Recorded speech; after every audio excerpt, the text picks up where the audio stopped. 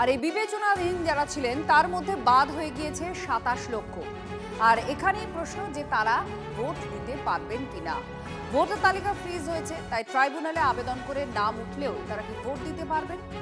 Commission সূত্রের একটা খবর পাওয়া যাচ্ছে, ট্রাইব্যুনালের নির্দেশে নাম যোগ হলেও ভোটাধিকার থেকে তারা বঞ্চিত হবেন।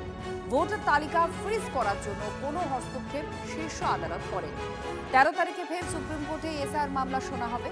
সুপ্রিম কোর্ট যদি নতুন কোনো নির্দেশ দেয় তবেই ফের ভোটার তালিকায় কিছু সংযোজন হতে পারে, তারা হয়তো সেই সময় ভোট দিতেও পারে।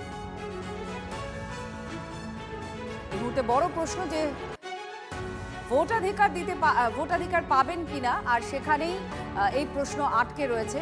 কিছু প্রতিক্রিয়াও রয়েছে, আইনজীবীরা কি বলছেন শোনাবো।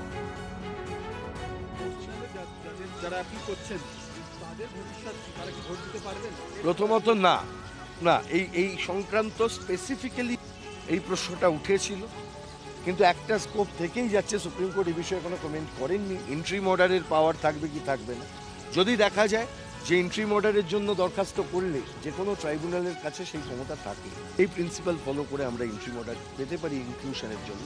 আমার মনে হয় যে স্পেসিফিক কেসের ক্ষেত্রে সেগুলো করে দেখতে হবে। কিন্তু সুপ্রিম কোর্ট স্পেসিফিক্যালি এই ফ্রোজেন লিস্টের যে কনসার্ন আমাদের সকলের আছে সে বিষয়ে এখনো কিছু বলেননি, কমেন্ট করেননি।